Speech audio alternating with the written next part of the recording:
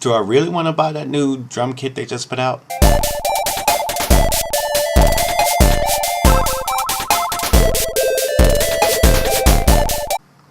Hey, what's up? This is Dilio T2K coming to you with another video. This video I'm talking about sound design, and I'm talking about drums in particular.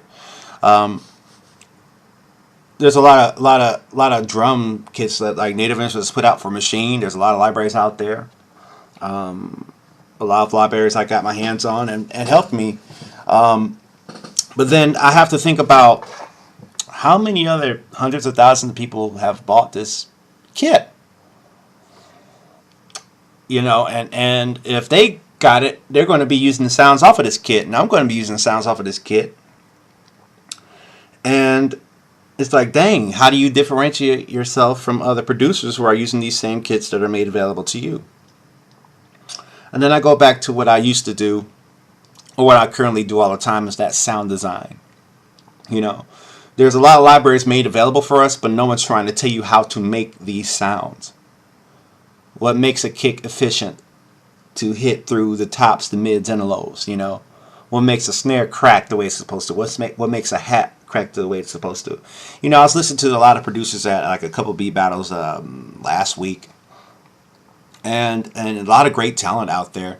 Unfortunately, in my opinion, it felt like a trap fest. What I mean by a trap fest is just about every other beat sounded like a trap beat.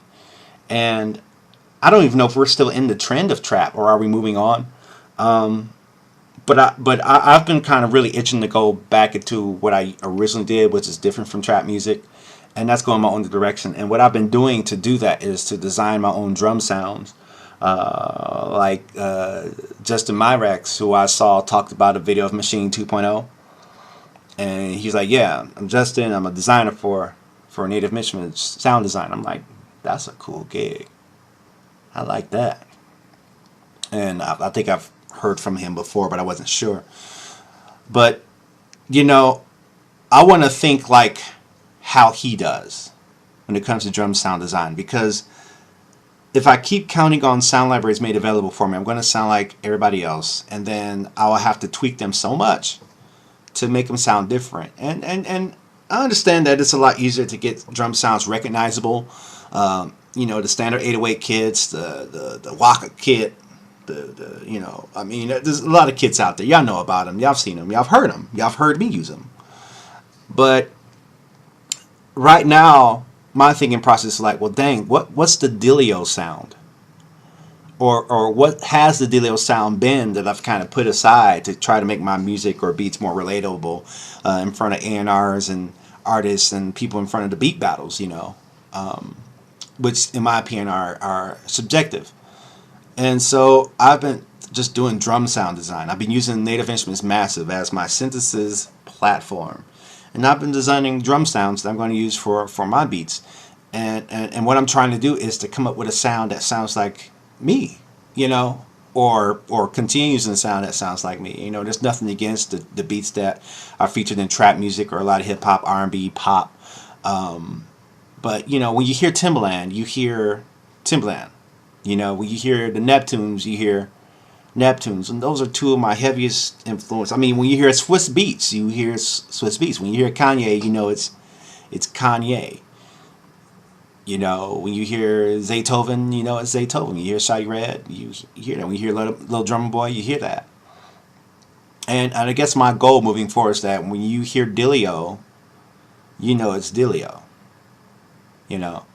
And so I just want to encourage those who follow me to start looking into designing your own drum sounds from scratch. The sonic possibilities are endless, and I'm diving into that because I'm creating my own drum kits. I mean, these are sounds I made right here. You know, those are originally synthesized drum sounds that sound like an 808, but not quite. Because I wanted to create kind of like my own analog snare with what I had, my own kicks, you know, and you know, the possibilities are endless, and this is just the tip of the iceberg, you know. So I'd like to hear what you guys do with the sounds that you design. Get into it, you know. Maybe try to go into the sound design and work on that craft. I know I'm working on it because I know I can always grow. work on it, and figure out what can I do to bring my original sound to the table to help me differentiate myself from other producers. All right, I'm Delio. Peace.